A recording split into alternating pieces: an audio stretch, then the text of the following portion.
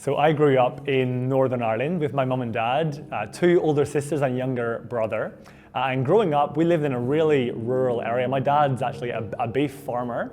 And my parents, they're not Christians. They're still not Christians. But going to church on Sundays is a really common thing to do where I'm from, even if you actually aren't a Christian. It's kind of strange, but that's how it is there. And I'm really thankful for that. My mum would take me and my siblings to church every Sunday.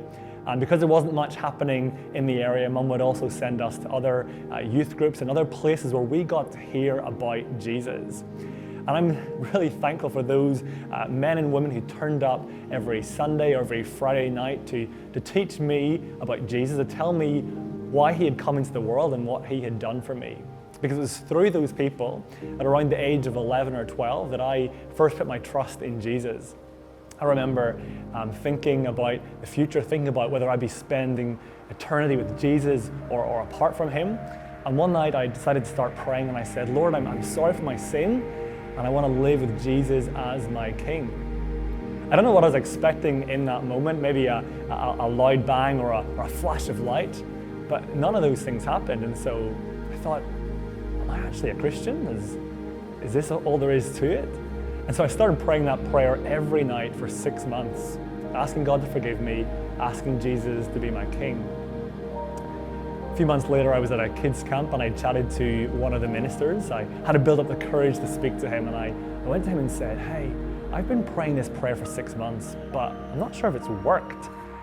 He thankfully assured me that if I had been genuine in turning away from my old life, from my sin, if I was genuine in trusting Jesus as my King, then I could call myself a Christian.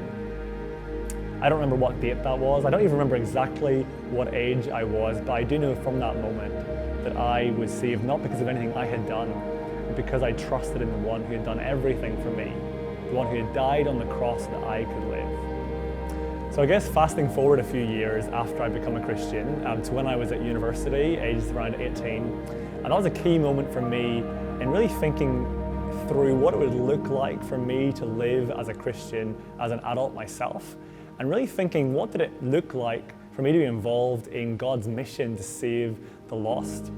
Like I said, I was from a small place, and all of a sudden living in a city, studying at university, my eyes were being opened to all these people all around me who didn't know Jesus, who weren't even interested in anything he was doing. I got involved with a Bible study. It was really key to my growth in my own faith, my convictions about Jesus being who he claimed to be, but also helping me see the need for Christians to share our faith, to share the hope that we have, that the world needs with people around us. After university, I joined a church which took seriously the preaching of God's word, and which also took really seriously the call for us to go and make disciples of all people.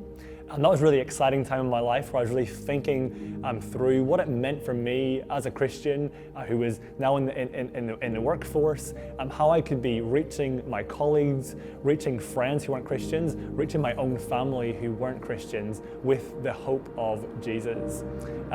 Those years in that church spent with people who really cared about making Jesus known. It was a really formative time in my life and helped me see that there is no more important mission any of us have, no matter how we spend our days, our years on this earth, than making Jesus known to the world.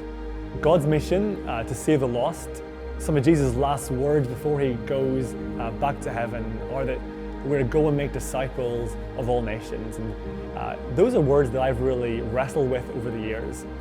I love those words because they remind me that anybody who trusts in Jesus can be saved. That means that my family members, my friends who are not trusting him, if they turn away from their sin and trust Jesus, they will have the hope of spending eternity with him. But I've also really struggled with those words at times because when I think about my attempts to share Jesus, the number of times I've just chickened out or been too scared, even though I know I believe it, but I've just found it so difficult to follow through. And yet I'm thankful that God is gracious towards me, and it's not based on my efforts, not what I do, but what Jesus has done. And so as I've thought more about the need the world has, the need for people to share Jesus in all ends of the earth. I've had the opportunity to come halfway across the world here to Australia to be equipped and to spend my life declaring the good news of Jesus.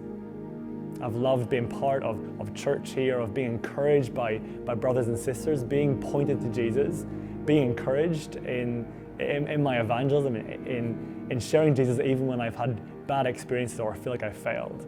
Being picked up by other people around me who can encourage me and help me to keep going. Because He is my only hope. He is the world's only hope. We can all play our part in making Jesus known.